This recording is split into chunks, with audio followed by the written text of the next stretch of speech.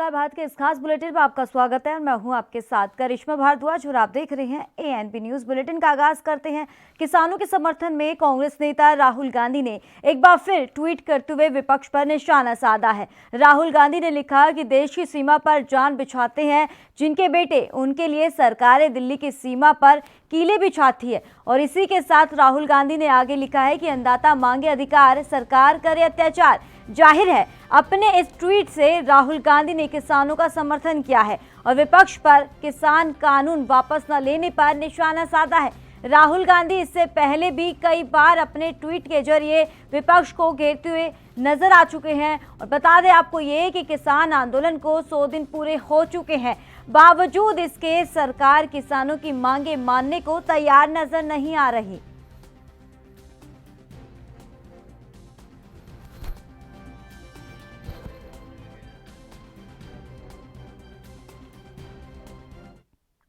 इस बीच बड़ी खबर की तरफ रुख कर लेते हैं। बड़ी खबर आपकी टीवी स्क्रीन पर है। आपको बता दें कि देश भर में कोरोना का कहर लगातार जारी है। तो कई राज्यों में कोरोना ने दस्तक दे दी है और लगातार कोरोना के जो आंकड़े हैं बेहद डराने वाले हैं। तो रुक कर लेते हैं अगली खबर का। बंगाल की हाई प्रोफाइल सीट नंदीग्राम से बीजेपी ने मुख्यमंत्री ममता बनर्जी से मुकाबला करने के लिए मौजूदा विधायक शुभेंदु अधिकारी को ही टिकट दे दिया है। आपको बता दें इसको लेकर अब नंदीग्राम पर सबसे बड़ी लड़ाई होने की उम्मीद जताई जा रही है, जिसको लेकर बीजेपी सांसद मीनाक्षी लेखी प्रतिक्रिया दी है। उन्होंने क्या कुछ कहा वो आपको सुनाते हैं। नंदीग्राम का जो इतिहास है वो सब दुनिया के आगे है और नंदीग्राम के जो किसान थे और जो अन्य लोग थे उनके साथ कितना बड़ा धोखा हुआ, वहाँ पे किस तरीके से बेरोजगार फैला और उसकी वजह से जो उनको अपनी आय का रूप में पैसा मिलना था, आदि चीज़ें होनी थी, उसका लाभ उनको नहीं मिल पाया। तो मेरा ख्याल यही मुख्य विषय रहने वाले हैं कि जब लेफ्टिस्ट गवर्नमेंट रही है कलकत्ता में और बंगाल में, तो 58,000 एमएसएमई बंद हुई हैं। और नंदीग्राम जब ममता जी जीती चुनाव में, तो उन्होंने भी किस प्रकार से एमएसएमई को बंद किया और कोई भी रिवाइवल जो है इकोनॉमी का वहाँ पर नहीं हो पाया, क्योंकि टीएमसी की सरकार ने भी 58,000 जो एमएसएमई की कंपनियां बंद हुई थी उसको लेकर कभी खोलने का इनकम जनरेशन के लिए काम नहीं किया, लोगों को उनका रोटी रोजगार मिले उस पर भी कोई काम नहीं हुआ। उसका जो सारा नुकसान के रूप में आता है। और शुभेंदु अधिकारी को मेरी शुभकामनाएं कि वो ये चुनाव जरूर जीतेंगे। इस बीच बड़ी खबर की तरफ रुख कर लेते हैं। आपको बता दें देश भर में कोरोना ने एक बार फिर से दस्तक दे दी है। कोरोना के आंकड़े बेहद डराने वाले हैं। कई राज्यों में लगातार अपने पैर पसारता हुआ नजर आ रहा है कोरोना। तो लगातार मरीजों की संख्या में भी इजाफा देखने को मिल रहा है। बड़ी खबर है आपकी टीवी स्क्रीन पर। महाराष्ट्र में कोरोना के करीब 93,000 एक्टिव केस बताए जा रहे हैं और संक्रमितों की तादाद 22 लाख के पार जा चुकी है। तो बड़ी खबर है आपकी टीवी स्क्रीन पर। मध्य प्रदेश की बात करें तो कोरोना के 3,527 केस एक्टिव हैं। 2,64,214 पहुंची गई है संक्रमितों की तादाद। तो लगातार जिस तरीके से देश भर में कोरोना ने अपनी दस्तक दे दी है और महाराष्ट्र के बाद केरल में भी जिस तरीके से कोरोना ने अपने पैर पसारना शुरू कर दिया है, तो वहीं अब मध्य प्रदेश की बात करें तो मध्य प्रदेश में भी महाराष्ट्र जैसे हाल देखने को मिल रहा है। तो कहीं ना कहीं जहां तो इस पर तमाम जानकारी देने के लिए मध्य प्रदेश से हमारे संवाददाता गणेश तिवारी जुड़ गए हैं। गणेश, लगातार देश में जिस तरह के कोरोना ने एक बार फिर से दस्तक दे दी है, कहीं ना कहीं पहले तो इस पर ब्रेक लगा था, लेकिन एक बार फिर से ये बरपना शुरू कर दिया है। मौजूदा स्थिति की अगर बात करें तो इंदौर में क्या है मौजूदा हाल? निश्चित तौर पर करिश्मा, देखिए मैं आपको बता दूं कि अंतराल के बाद एक बार फिर कोरोना के नए स्ट्रोक में बढ़ोतरी कोरोना में के आंकड़ों में लगातार हो रही है। इंदौर की बात करें तो लगातार इंदौर में जहां 3 महीने पहले की बात करें तो कोरोना के आंकड़े ना के बराबर आ रहे थे, परंतु अब एक बार फिर जो यूपी का स्ट्रोक आया है उसमें 6 जो है कोरोना पॉजिटिव केस मिले थे लंदन से जो लोग आए हुए थे, जिसके पास कोरोना के आंकड़े में लगातार इजाफा बढ़ता आया है। और अब अगर बात करें कल रात्रि की ही बात करें तो रात्रि में आई रिपोर्ट के अनुसार 161 केस नए आए हैं कोरोना के, लगातार इन आंकड़ों में बढ़ोतरी हो रही है, जिसके बाद करीब 1800 से ज्यादा कोरोना के केस जो है अभी एक्टिव इंदौर में, अगर इंदौर की बात करें तो पाए गए हैं, और इंदौर में अभी इतने एक्टिव हैं। काफी ज्यादा कोरोना के आंकड़े में बढ़ोतरी भी हो रही है। इसके बाद अभी मुख्यमंत्री शिवराज सिंह चौहान की बात करें तो भोपाल में जो कोरोना समीक्षा की बैठक ली गई है, उसमें साफ तौर पर यह भी कहा गया कि अगर इंदौर और भोपाल में आगामी 3 दिनों में कोरोना के आंकड़ों में कमी नहीं आती है तो नाइट कर्फ्यू का भी उद्घोष किया गया है, और नाइट कर्फ्यू भी लगाया जाएगा अगर इन 2 से 3 दिनों में कोरोना के आंकड़ों में कमी नहीं आती है तो। जी तो गणेश तिवारी, जिस तरीके से कोरोना के आंकड़े लगातार बढ़ते हुए नजर आ रहे हैं, बेहद डराने वाले ये आंकड़े हैं। कई राज्यों में जिस तरीके से कोरोना ने अपने पैर पसारना शुरू कर दिया है, क्या लगता है कि इस दौरान किसकी बड़ी लापरवाही देखने को मिल रही है? देखिए करिश्मा, सबसे पहले मैं आपको बता दूं कि जो कोरोना के आंकड़ों में लगातार इजाफा हो रहा है, ये जब से वैक्सीन, अगर बात करें भारत में, जब से वैक्सीन आई है तब से लोगों का जो डर था कोरोना को लेकर वो बिल्कुल खत्म सा हो गया था, जिसके बाद से लोग और प्रशासन पूरी तरह से लापरवाही करते नजर आई, जहां पर लोग मास्क या फिर सोशल डिस्टेंसिंग का किसी तरह से भी पालन नहीं कर रहे थे, जिसके बाद से लगातार जो है कोरोना के आंकड़ों में इजाफा हुआ है। तो निश्चित तौर पर ये स्वाभाविक सी बात है कि अब जिस कदर कोरोना के आंकड़े एक बार फिर मध्य प्रदेश के औद्योगिक राजधानी इंदौर और भोपाल में लगातार आंकड़े बढ़ रहे हैं, तो निश्चित तौर पर कहीं ना कहीं एक चिंता का विषय बना हुआ है। जी, तो गणेश, क्या लगता है कि जिस तरीके से लगातार सरकार अपील करते हुए नजर आ रही है जनता से, कहीं ना कहीं इसमें राजनीतिक पार्टियों के भी अहम रोल देखने को मिल रहा है, क्योंकि आगामी चुनाव है तो एक के बाद एक रैलियां भी की जा रही है, और हाल ही में जिस तरीके से राजनीतिक पार्टियों में कई ऐसे लोगों के नाम उजागर हुए थे जो सीधा तरीके से कोरोना की जो गाइडलाइंस है उसकी धज्जियां उड़ाते हुए नजर आए थे। निश्चित तौर पर इसमें देखिए राजनीतिक पार्टियों की बात करें तो पहले भी राजनीतिक पार्टियों ने चुनाव के समय पे भारी भरकम ऐसी रैलियां निकाली, जिसके बाद कोरोना में भारी मात्रा में इजाफा हुआ था, और एक बार फिर अब मध्य प्रदेश में नगर निगम निकाय के चुनाव होने, ऐसे में भाजपा और कांग्रेस दोनों ही पार्टियां लगातार ऐसी रैलियां निकाल रही हैं। कांग्रेस की अगर बात करें तो हाल ही में अभी किसान पंचायत रैली निकाल रही थी, जहां से रतलाम से प्रारंभ किया, जहां पर भारी भरकम भीड़ देखने को मिली। वहीं अभी भाजपा की बात करें तो लगातार चाहे वो मुख्यमंत्री शिवराज सिंह चौहान हो या फिर भाजपा प्रदेश अध्यक्ष वी डी शर्मा हो, उनकी लगातार ऐसी रैलियां निकल रही है, जिससे काफी जनता आती, जहां पर ना तो किसी तरह से कोई मास्क पहनता है और ना ही सोशल डिस्टेंसिंग का उपयोग किया जाता है। तो निश्चित तौर पर कहीं ना कहीं राजनीतिक पार्टियों की जो चुनावी रैलियां होती, इनकी वजह से भी कोरोना पूरी तरह से तेजी से पैर पसार रहा है। जी, बहुत बहुत शुक्रिया गणेश तिवारी तमाम जानकारी देने के लिए। इसी मुद्दे पर हम तो इस पे तमाम जानकारी देने के लिए हमारे संवाददाता महाराष्ट्र से सत्यप्रकाश सोनी जुड़ गए हैं। सत्यप्रकाश, जिस तरीके से देश भर में कोरोना ने एक बार फिर से दस्तक दे दी है, महाराष्ट्र में भी लगातार आंकड़ों में इजाफा देखने को मिल रहा है, तो मौजूदा स्थिति क्या है वहां पर अब? जी करिश्मा, देखिए महाराष्ट्र में कोरोना संक्रमण के जो आंकड़े हैं बेहद चौंकाने और बेहद डराने वाले हैं, इसलिए महाराष्ट्र सरकार लगातार चिंतित है। महाराष्ट्र सरकार के अलावा जिस तरह से तमाम उनकी नियंत्रण है वो लगातार जो है कोरोना को रोकने में लगी हुई, जिस तरह से आंकड़े बता रहे हैं वो बेहद चौंकाने वाले, क्योंकि पिछले अक्टूबर महीने के जो आंकड़े थे वो आंकड़े अब वापस से मुंबई महाराष्ट्र में आ चुके हैं। आपको बता दें कि 18,321 आंकड़े 24 घंटे के हैं जो पूरे देश के हैं। वहीं देखा जाए करीब 200%, 250 से ज्यादा परसेंट की संख्या में महाराष्ट्र के जो आंकड़े हैं 10,221 हुए हैं, तो यानी कि 70 से 75% देखा जाए तो सिर्फ महाराष्ट्र में है जो पूरे देश को कोरोना, तो जाहिर तौर पर कहीं ना कहीं चिंता का विषय है। तो सत्यप्रकाश, क्या लग रहा है कि जो स्थिति वहां पर देखने को मिल रही है, कोरोना के जो आंकड़े हैं लगातार इसमें इजाफा देखने को मिल रहा है, क्या लोग अभी भी जागरूक नहीं हो रहे? क्या वो चाहते हैं कि लॉकडाउन होना चाहिए? देखिए करिश्मा, लोगों की जिम्मेदारियां तो जरूर बनती है, लेकिन जिस तरह से आंकड़े बढ़ रहे हैं और जिस तरह से लोगों को देखा जा रहा है, बिल्कुल लोगों में डर नहीं है। अभी आपने देखा ही होगा कि काफी लोग तो ऐसे भी कह रहे हैं कि कोरोना नाम की कोई चीज ही नहीं है, सरकार सिर्फ लोगों को बेवकूफ बना रही है। तो जाहिर तौर पर अगर इस तरह की धारणाएं लोगों के मन में है तो ये बेहद बात तो ये है कि जब से वैक्सीन आई है लोगों में जो डर था कोरोना को लेकर वो पूरी तरीके से खत्म हो चुका है। लेकिन जनता को भी समझना चाहिए कि अगर हम स्वस्थ रहेंगे तो दूसरों को भी स्वस्थ रख पाएंगे। नहीं तो लगातार जिस सिचुएशन देखने को मिल रही है, स्थिति देखने को मिल रही है, लगातार एक के बाद एक कोरोना की जो रफ्तार है उसमें बढ़ोतरी देखने को मिल रही है, कम होने के बजाय। चलिए, बहुत बहुत शुक्रिया सत्यप्रकाश सोनी तमाम जानकारी देने के लिए।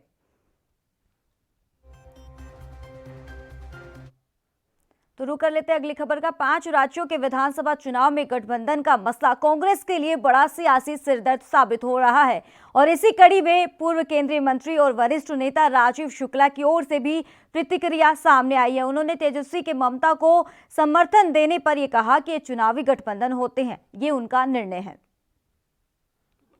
गठबंधन होते सब जगह, बंगाल में भी ऐसे चुनावी गठबंधन हुए हैं जिसमें जहां जो पार्टी मौजूद रहती है उसको अपना तो लड़ाई करनी पड़ती है। जो पार्टियां साथ में, उनका बंगाल में तो कुछ वो नहीं है, तो इसलिए समर्थन दे रही है। उनका निर्णय है, हमारा अपना निर्णय है, वो अपने निर्णय के हिसाब से कर रहे हैं। असम के अंदर की जो चीफ है उन्होंने एक बयान दिया सीए को लेकर, बयान आपने सुना ही होगा, और इस बहाने बीजेपी को मौका मिल गया है। बीजेपी कह रही है कॉम्युनल अलायंस है जो कांग्रेस पार्टी ने। देखिए, बीजेपी तो डे 1 से कह रही है, इसके बाद भी IUDF वहाँ पर पहले जीतती थी। कांग्रेस जो है उसने इस पर अपना एक सिटीजनशिप विधेयक पे, नागरिकता वाले मुद्दे पे पहले से स्टैंड ले रखा। हम उस स्टैंड पे कायम है जो तरुण गोगोई के जमाने से है और हम उसी पे आधार बन के चल रहे हैं। आपको पता है कि भाजपा के लोग ही परेशान हो गए थे हैं और उनके लिए बड़ी मुसीबत उनकी सरकार के लोग, क्योंकि जनता उनके रवैये के खिलाफ थी जो केंद्र सरकार ने किया था वहाँ पे। तो हम इसमें कांग्रेस का रुख बड़ा स्पष्ट है। इसके बाद कौन क्या बयान देता है उससे कोई मतलब नहीं। हमारा जो है, जो भी गठबंधन होता है तो हमारी नीति स्पष्ट रहती है, उसके साथ जो सहमत होता है उस हिसाब से गठबंधन होता है। हमारा गठबंधन कहीं से कोई ना सांप्रदायिक ना कम्युनल, हम पूरे असम के लोग के असमीज खेत में चलते हैं, उसमें कोई सांप्रदायिकता लाने का प्रश्न। बीते दिनों अनुराग कश्यप, अभिनेत्री तापसी पन्नू के मुंबई और पुणे स्थित ठिकानों पर इनकम टैक्स की टीम ने छापेमारी की थी। सूत्रों के मुताबिक बताया जा रहा है ये कार्रवाई एक कर चोरी मामले में की जा रही है और अब तापसी पन्नू ने इनकम टैक्स के छापे पर पहली बार ट्वीट करते हुए अपनी बात रखी है। साथ ही तापसी ने कंगना रनौत पर भी निशाना साधा है। अपने एक ट्वीट में तापसी ने लिखा है कि हमारी आदरणीय वित्त मंत्री के मुताबिक 2013 में भी हम पर छापेमारी हुई थी, लेकिन बता दें कि मैं इतनी सस्ती नहीं हूं। बता दें आपको ये भी कि कंगना रनौत तापसी को सस्ती कॉपी और बी ग्रेड एक्ट्रेस कहकर टारगेट कर चुकी है। इतना ही नहीं, कंगना ने तापसी के घर पड़ी रेड के बाद उन्हें टैक्स चोर तक कहा था और ऐसे में माना यह जा रहा है कि तापसी का ये ट्वीट कंगना के लिए। इससे पहले वित्त मंत्री निर्मला सीतारमण ने अनुराग कश्यप और तापसी पन्नू के आवास और दफ्तरों पर आयकर छापों को लेकर ही कहा था कि इन लोगों पर 2013 में भी ऐसी ही कार्रवाई हुई थी, लेकिन तब किसी ने इसे मुद्दा नहीं बनाया जैसा अब बनाया जा रहा है। मैं किसी पूर्व मामले का जिक्र नहीं करना चाहती, लेकिन जब बीजेपी सरकार के कार्यकाल में इस तरह की कार्रवाई की जाती है तो उस पर सवाल खड़े किए जाते हैं। तापसी ने इस बयान का भी जवाब दिया है। बता दें कि आयकर विभाग ने तापसी पन्नू और अनुराग कश्यप पर 650 करोड़ के टैक्स चोरी की आशंका जताई है।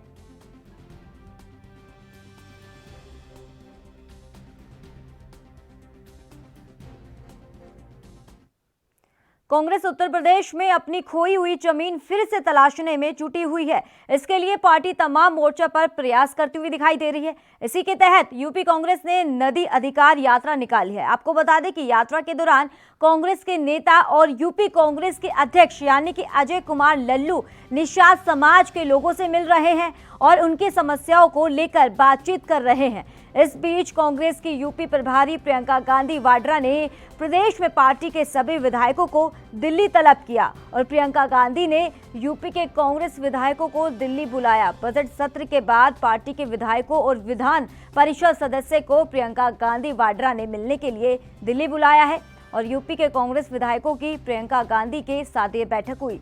बैठक में पंचायत चुनाव के साथ ही आगे किसान आंदोलन को लेकर भी रणनीति तैयार की गई है।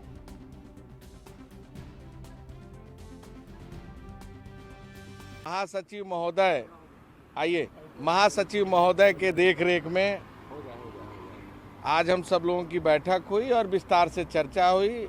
संगठन को और मुद्दों विषयों को लेकर कांग्रेस पार्टी जिस तरह आदरणीय प्रियंका गांधी के नेतृत्व में संघर्ष कर रही है, इस संघर्ष के कारवां को और मजबूती के साथ बढ़ाना है और निश्चित रूप से 2022 का जो संकल्प है आदरणीय प्रियंका गांधी के में इतना है। देखिए, अभी मेरठ में कल रैली है, किसानों से संवाद करेंगी दीदी, गन्ना किसानों की आवाज उठाएंगी, लगातार किसान आत्महत्या कर रहा है उन विषयों पर किसानों से बातेंगी, आलू उत्पादक किसान की आवाज उठाएंगी। 3 कृषि काले कानून हैं जिसके आज 100 दिन पूरे हो गए, लगभग 300 से अधिक किसानों ने शहादत दे दिया। उन मुद्दों और विषयों पर उस आंदोलन के, शांतिपूर्वक चल रहे आंदोलन के समर्थन में किसानों की आवाज को कल बुलंद करने का काम करेंगे। वक्त हो चला एक छोटे से ब्रेक का।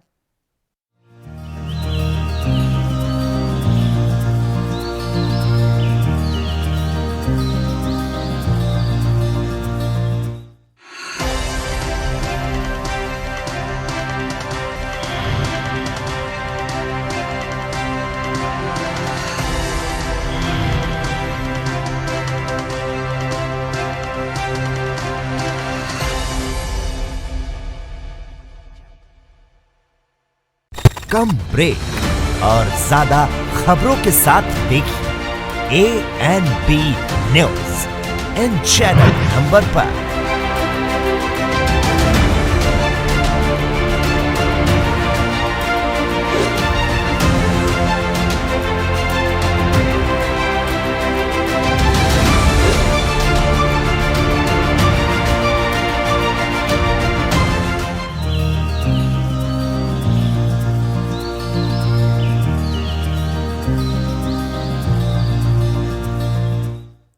ब्रेक के बाद आपका एक बार फिर से स्वागत है। रुक कर लेते हैं अगली खबर का। पंजाब विधानसभा के बजट सत्र पर विधानसभा स्पीकर राणा KP सिंह ने दावा किया है कि इस बजट के साथ आनंदपुर साहिब क्षेत्र के लिए बाहर आ जाएगी और उन्होंने बताया कि सीएम और वित्त मंत्री ने इस बात का भरोसा दिया है। इस सीक्रेट डॉक्यूमेंट जब तक पेश नहीं होता ਇਹਦੇ बारे मैं कुछ दस नहीं सकता, लेकिन मैं एक गल कहना है कि इस बजट नाल आनंदपुर हल्के च बहारां आ जाणगीआं। बहुत वड्डियां जिहड़ियां चीज़ां सानूं आनंदपुर दे जिन्ने पुराने काम है साडे रुके रकाए वो सारे इस बजट च पूरे हो जाणगे। ये भरोसा मैनूं मुख मंत्री जी ने भी दिता है ते खजाना मंत्री जी ने भी दिता। यूपी के औरैया जनपद में कल पूर्व सीएम अखिलेश यादव अजितमल तहसील क्षेत्र के बाबरपुर कस्बे स्थित गेस्ट हाउस में पहुंचे। इस दौरान अखिलेश यादव ने पत्रकारों से वार्ता के दौरान भाजपा पर जमकर भड़ास निकाली है। अखिलेश ने कहा कि भारतीय जनता पार्टी को चुनाव में जनता सबक सिखाएगी और वहीं बीजेपी के सभी झूठे वादे जनता जान चुकी है। उन्होंने कहा कि भाजपा ने पेट्रोल, डीजल और घरेलू गैस के दाम बढ़ा दिए हैं। नौजवानों के लिए इस सरकार ने कोई रोजगार नहीं दिया है। घोषणा पत्र के अनुसार भाजपा ने अभी तक कोई वादा पूरा नहीं किया है। किसान खेतों में मेहनत कर रहा है और भाजपा ने किसान बिल लाकर किसानों की जमीन हड़पने का काम किया है।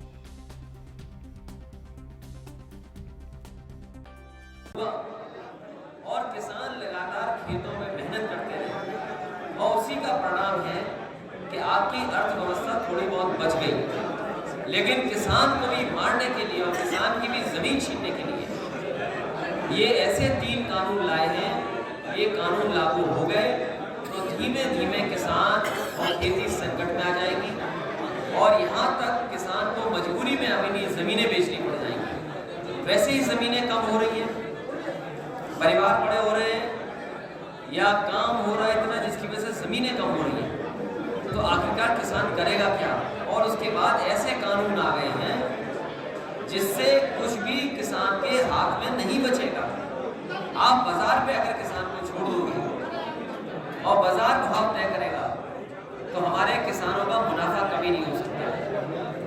ये भारतीय जनता पार्टी के लोग वो हैं जिन्होंने कहा कि हम आय दोगुनी कर देंगे किसानों को।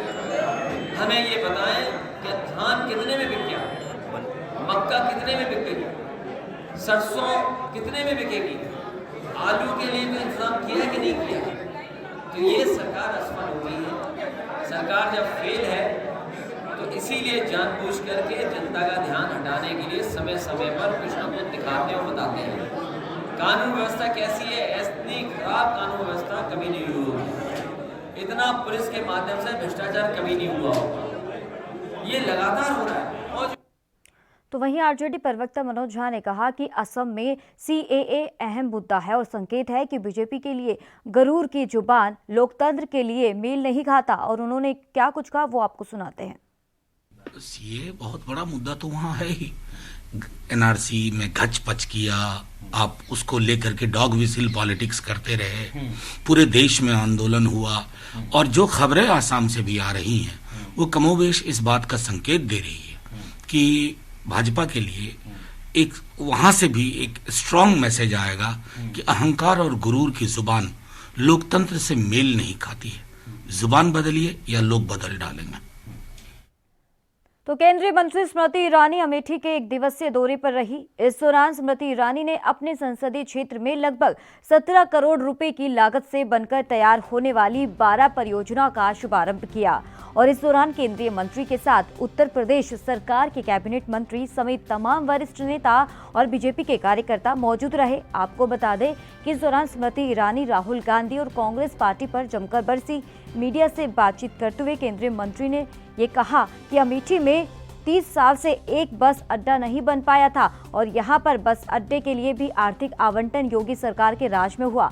मेडिकल कॉलेज हो या फिर ट्रामा सेंटर हो, अमेठी को विकास को इतनी सौगातें देने के लिए मैं योगी सरकार को विशेष रूप से अपनी ओर से आभार व्यक्त करती हूँ।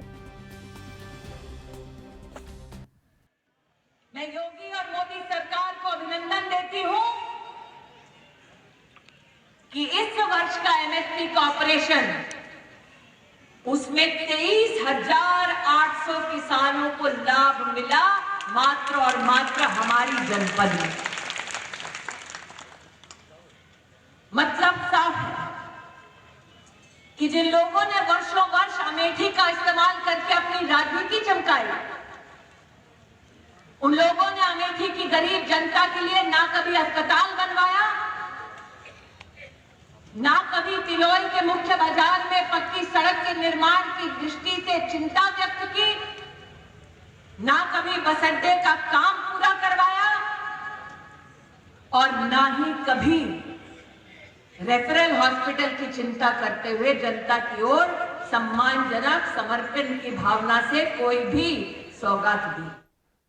बीजेपी जेजेपी गठबंधन सरकार द्वारा हरियाणवी युवाओं को 75% रोजगार बिल का बड़ा तोहफा मिलने से प्रदेश के युवाओं में खुशी का माहौल है। प्रदेश भर में युवा वर्ग रोजगार बिल को ऐतिहासिक बता रहे हैं और इसी कड़ी में शनिवार को इंसो केंद्रीय कार्यालय पर जन समस्याएं सुनने पहुंचे और इंसो के राष्ट्रीय अध्यक्ष दिग्विजय सिंह चौटाला का सैकड़ों युवाओं ने फूल मालाओं के साथ जोरदार स्वागत किया। युवाओं ने 75% रोजगार बिल की खुशी में लड्डू बांटे और इंसो राष्ट्रीय अध्यक्ष ने रोजगार बिल को लेकर गठबंधन सरकार का आभार जताते हुए मुख्यमंत्री मनोहर लाल और उप मुख्यमंत्री दुष्यंत चौटाला का धन्यवाद किया। दिग्विजय ने कहा कि सरकार ने लाखों युवाओं के सुनहरे भविष्य पर मोहर लगाई है। उन्होंने कहा कि डिप्टी सीएम दुष्यंत चौटाला और जननायक जनता पार्टी ने चुनाव के दौरान राज्य के युवाओं से किया अपना वादा पूरा किया है।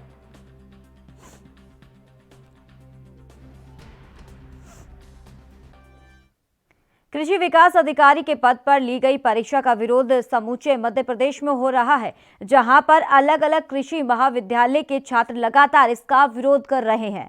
आपको बता दें कि पीईबी द्वारा ली गई परीक्षा अब शंका के दायरे में आ रही है। दरअसल मध्य प्रदेश में कृषि विकास अधिकारी के पद पर नियुक्त के लिए की गई परीक्षा का विरोध समूचे मध्य प्रदेश में किया जा रहा है। उम्मीदवारों की परेशानी उस समय बढ़ गई जब रिजल्ट आया और पता चला कि 10 स्टूडेंट की सूची में टॉप 10 में नाम एक ही कॉलेज के छात्रों का आया है और इंदौर में कृषि महाविद्यालय के छात्रों ने पहले कॉलेज के बाहर प्रदर्शन किया और उसके बाद छात्रों ने एक शिकायती ज्ञापन सौंपा। एक्चुअली में हम जो ये 2000 अभी 11 और 10 और 11 फरवरी को जो ये एग्ज़ाम ली गई थी हमारे एससीडीओ और आरएओ की, उसमें जो हमारा रिज़ल्ट आया तो हमको पता चला कि बहुत सारे ऐसे स्टूडेंट्स हैं जो गलत मतलब उनको पहले से मार्क्स आंसर शीट वगैरह मिल गई थी और उन्होंने फर्जीवाड़ा किया है, जिसमें ये हमको ऐसा लगता है कि जो पीईबी है वो भी इसमें शामिल है, क्योंकि अगर ये लेवल इतने बड़े एग्ज़ाम मतलब इतने बड़े लेवल पे ये एग्ज़ाम लिया गया था तो ये पॉसिबल नहीं है कि बच्चों को बिना किसी भी बड़े कार्यकर्ता या बड़े अधिकारी की सहायता से उनको ये आंसर शीट मिल जाए। तो हम इसी के विरोध में ये कर रहे हैं आंदोलन, और ये आंदोलन हमारा हमेशा चलता रहेगा। जहाँ एक और मैं आप तक ये बात पहुंचाना चाहती हूँ कि जो मामा जी का हमेशा एक नारा रहा है और उनके संगी साथियों का ये नारा रहा है कि बेटी बचाओ बेटी पढ़ाओ आंदोलन, तो क्या मामा जी, फिर हम ये पूछना चाहते हैं कि मामा जी चाहते क्या हैं? आज देश की बेटी को सिर्फ इसी एग्ज़ाम में नहीं और भी देश की बहुत सारी एग्ज़ाम्स होते हैं, जो कि एमपी में तो खास तौर से सारी बेटियों को रोड पर उतरना चाह रहे। केंद्रीय मंत्री मुख्तार अब्बास नकवी ने कहा कि पूरी दुनिया कोरोना वैक्सीन की तरफ देख रही है। पीएम ने आपदा को औसत में बदलने की कोशिश की है। उन्होंने क्या कुछ कहा वो आपको सुनाते हैं। दुनिया हमारी जो कोविड वैक्सीन है, जो मेड इन इंडिया वैक्सीन है, उनको उसकी तरफ देख रही है। हम न केवल अपने देश के लोगों की सेहत और सलामती की चिंता कर रहे हैं, बल्कि नरेंद्र मोदी जी के नेतृत्व में पूरे विश्व में जो भी देश अपने सेहत और सलामती के लिए भारत की मदद चाह रहा है वो कर रहे हैं। ये बहुत सामान्य सी घटना नहीं है, बहुत बड़ी घटना है। इसीलिए हमने कहा कि मोदी जी ने आपदा को अवसर में बदलने की कार्य संस्कृति इस्टेब्लिश की है, और कुछ हताश और निराश आत्माएं जो हैं वो अपनी निराशा को आपदा बना बैठी हैं, तो अब क्या कर सकते। उत्तराखंड के विकासनगर स्थित तिलक भवन कांग्रेस कार्यालय पर शहर अध्यक्ष शम्मी प्रकाश की अध्यक्षता में कांग्रेस की मासिक बैठक आहूत की गई है। आपको बता दें कि मासिक बैठक में विधानसभा विकासनगर के प्रभारी रणवीर सिंह रावत और जिला कांग्रेस के अध्यक्ष संजय किशोर ने भी ये प्रतिभाग किया है। जिला अध्यक्ष संजय किशोर ने कहा कि मासिक बैठक में पूरे महीने की पार्टी की गतिविधियों की समीक्षा की गई है और आगामी रणनीति पर विचार विमर्श किया गया है। मासिक बैठक में प्रभारी रणवीर सिंह रावत ने कहा कि देश प्रदेश की हालत अत्यंत दयनीय है। कांग्रेस सदन से लेकर सड़क तक आंदोलित है। अब कांग्रेस के सभी साथी जो कार्यक्रम करते हैं और पूरे महीने के जो भी हमारे कार्यक्रम होते हैं, बूथ स्तर पे जो भी हमारे सामने जो नए लोग जुड़ते हैं, बूथ स्तर पे जो लोग को जोड़ने की जो मुहिम है, उन सब की एक मासिक रिपोर्ट तैयार होती है, जो मासिक बैठक में हम अपने विचार साझा करते हैं और पार्टी किस तरीके से और मजबूत हो और किस तरह से समाज में जो है जन विरोधी नीतियों के तहत लोग भारतीय जनता पार्टी की लोग परेशान हैं, तो उन सब बातों पर चर्चा को लेकर आगे की रणनीति बनाई जाती है। और निश्चित रूप से 2022 में जिस तरीके से आज कांग्रेस के कार्यकर्ता सड़कों पर हैं, जिस तरीके से कांग्रेस के कार्यकर्ता लोगों की सेवा में हैं, जिस तरीके से कांग्रेस के आदरणीय प्रदेश प्रीतम सिंह जी ने लोगों को जगाने का काम करा है और जनविरोधी जो नीतियां भाजपा सरकार ने बनाई हैं उनके खिलाफ आंदोलन जिस तरीके से कांग्रेस पार्टी चल रही है, एक बार फिर प्रदेश की जनता का विश्वास कांग्रेस के ऊपर बन रहा है और आगे आगे और तेजी से बनेगा, जिससे हमारे 2022 में कांग्रेस की सरकार इस सूबे में एक बार फिर प्रदेश प्रीतम सिंह जी के नेतृत्व में बनेगी। नमस्कार, भारत के इस खास बुलेटिन में फिलहाल इतना ही। दीजिए इजाजत। नमस्कार।